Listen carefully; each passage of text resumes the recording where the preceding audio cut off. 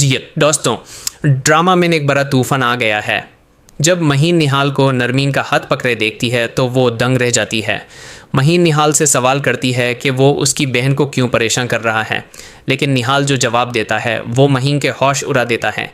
निहाल साफ कह देता है कि वो उसे मोहब्बत नहीं करता, बल्कि उसने महीन से शादी सिर्फ उसकी बहन से बदला लेने के लिए की थी। महीन के लिए ये किसी कयामत से कम नहीं था। इधर जब सिराज को निहल की इस धोखेबाजी का पता चलता है तो वो ये सदमा बर्दाश्त नहीं कर पाते और बेहोश हो जाते हैं। हुमायूं फ़ौरन उन्हें हॉस्पिटल ले जाता है, जहां डॉक्टर बताते हैं कि उन्हें कोई स्ट्रेस ना दिया जाए।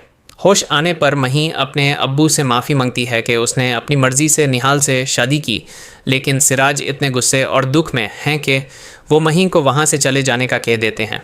वहीं दूसरी तरफ गुलरुख हुमायूं पर शादी के लिए दबाव डालती है। हुमायूं परेशान है कि अगर उसने नरमीन को सच बताया तो वो उसे छोड़ देगी, लेकिन गुलरुख धमकी देती है कि अगर शादी नहीं की तो बुटीक और गाड़ी सब वापस ले लेगी। हुमायूं फंस चुका है क्योंकि वो नहीं चाहता कि नरमीन को पता चले कि ये आसाइशें उसकी नहीं बल्कि गुलरुख की दी हुई हैं। आखिरकार वो चुप कर गुलरुख से शादी के लिए हाँ कर देता है, लेकिन साथ ही यह भी कह देता है कि वो कभी उसे प्यार नहीं कर सकेगा। इन सब तौखियों के दरमियान ईमा और तलहा खुश हैं, मगर अचानक तलहा की माँ की तबीयत बीपी शूट होने की वजह से ख़राब हो जाती है। ईमन, जो एक नेक दिल लड़की है, तलहा को समझाती है कि वो अपनी मामा से सारी नफ़रत ख़त्म कर दे। ईमान के कहने पर तलहा अपनी माँ को माफ़ कर देता है, जो कि इस स्टोरी में एक सुकून भरा मोड़ है। अब आता है सबसे बड़ा ट्विस्ट। नरमीन की तबीयत ख़राब होती है तो पता चलता है कि वो प्रेग्नेंट है।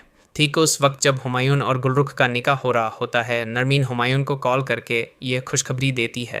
हुमायूं खुशी के मारे शादी छोड़ कर भग जाता है और गुलरुख को फ़ोन पर कह देता है कि अब वो उससे शादी नहीं कर सकता।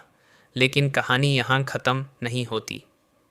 नरमीन को पता चल जाता है कि हुमायूं गुलरुख से शादी कर रहा था। वो गुस्से में सिराज के घर चली जाती है। जब हुमायूं वहाँ पहुँचता है तो नरमीन उसे थप्पड़ मारती है और धोखेबाजी का पूछा है। हुमायूं हाथ जोड़कर माफ़ी मांगता है और अपना सारा कर्ज और बुटीक का सच बता देता है।